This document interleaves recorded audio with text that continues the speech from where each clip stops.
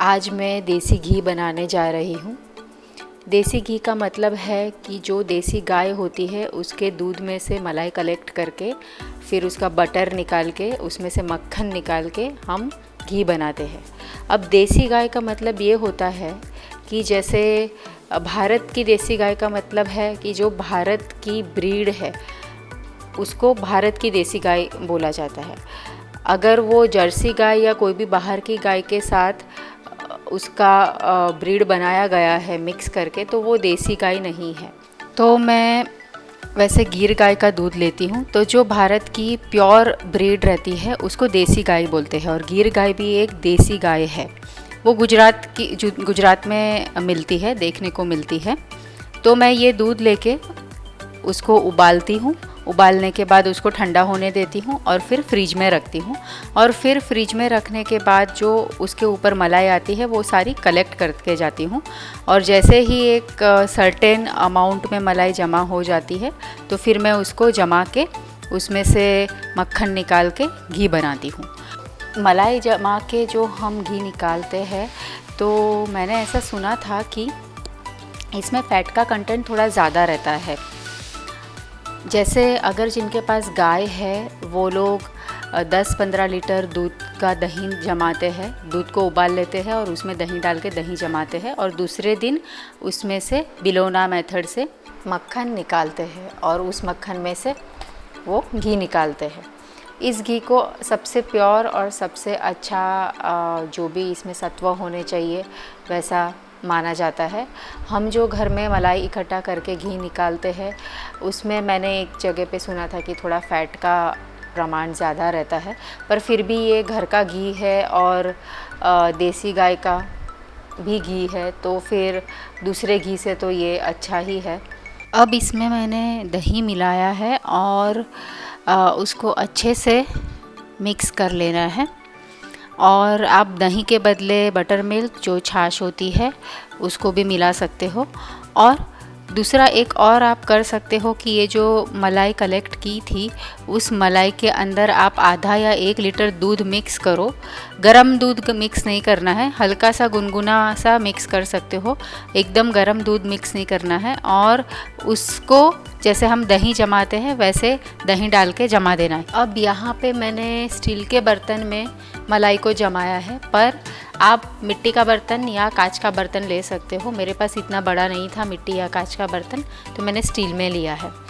जब मलाई जम जाएगी दूसरे दिन उसको लगभग 8 घंटे से 24 घंटे लग सकते हैं। ठंडी में 24 घंटे लगेंगे, गर्मियों में 8 घंटे में ही जम जाएगी।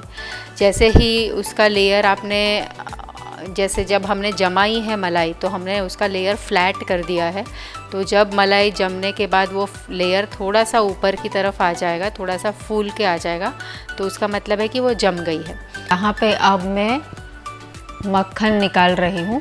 तो मेरी जो जमी हुई मलाई है वो जमी हुई मलाई को मैं मिक्सी में डाल रही हूँ। मैं अभी जो मक्खन है वो मिक्सी से निकाल रही हूँ। और अगर बिलोना मेथड से मक्खन निकाला जाए तो वो सबसे अच्छा माना जाता है, सबसे अच्छा रहता है।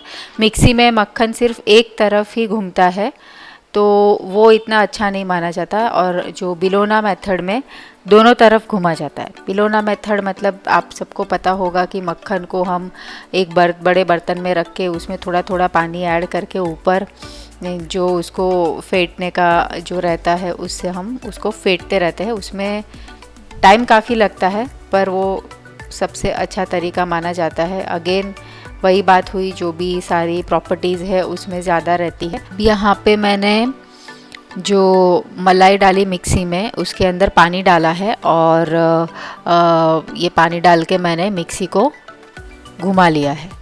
आप चाहो तो ठंडा पानी डाल सकते हो, बहुत ठंडी के दिन है तो आप नॉर्मल पानी भी इसमें डाल के मक्खन निकाल सकते हो। अब इसमें मक्खन निकल गया है, मक्खन अलग हो गया है और बटर मिल्क अलग हो गया है। ये मक्खन मैंने पहले थोड़ा सा निकाला हुआ है जो दूसरे बर्तन में आपको दिख रहा है, और आपको ये मक्खन एक दूसरे बर्तन में निकालना है। और जो बची हुई छाछ रहेगी, बचा हुआ बटर मिल्क रहेगा, उसको दूसरे एक बर्तन में निकाल के आप फ्रिज में उसको स्टोर कर सकते हो। ये बटर मिल्क का यूज़ आप दही जमाने में कर सकते हो। इससे जमा हुआ दही बहुत अच्छा बनता है, अच्छे से वो जम जाता है। तो मुझे तो इससे जमाया हुआ दही सबसे अच्छा लगा। अब आप जो बटर मिल्क को स्टोर करेंगे, छाछ को स्टोर करेंगे ज़्यादा दिन के लिए, तो वो खट्टी होती जाएगी। तो उसका खट्टापन निकालने के लिए उसमें 2-3 ग्लास पानी डाल सकते हैं और उसके बाद 7-8 घंटे बाद ट्रांसपेरेंट पानी ऊपर की तरफ रह जाएगा, सेपरेट हो जाएगा।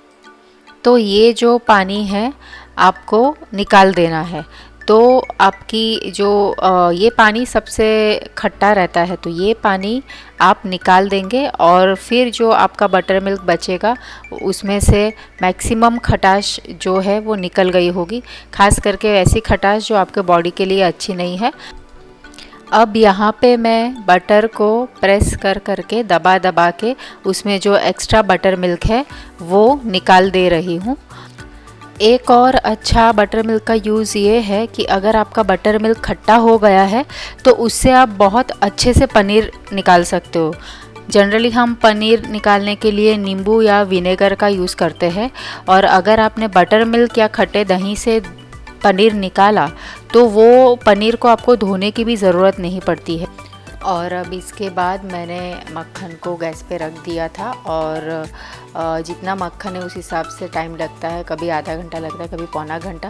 उसमें जितना पानी का कंटेंट होगा उतना पानी का कंटेंट उड़ के फिर धीरे धीरे उसमें से घी सेपरेट हो जाएगा। तो यहाँ पे आप देख सकते हो मेरा फाइनल बना हुआ घी। और फिर ये फाइनल घी को आप छान लोगे और फिर घी को सेपरेट रखोगे, बाकी की चीज़ों को फेंक दोगे। आई होप आपको मेरा ये घी बनाने का वीडियो अच्छा लगा होगा। अच्छा लगा हो तो लाइक कर दीजिए, मेरे चैनल को सब्सक्राइब कर दीजिए। धन्यवाद।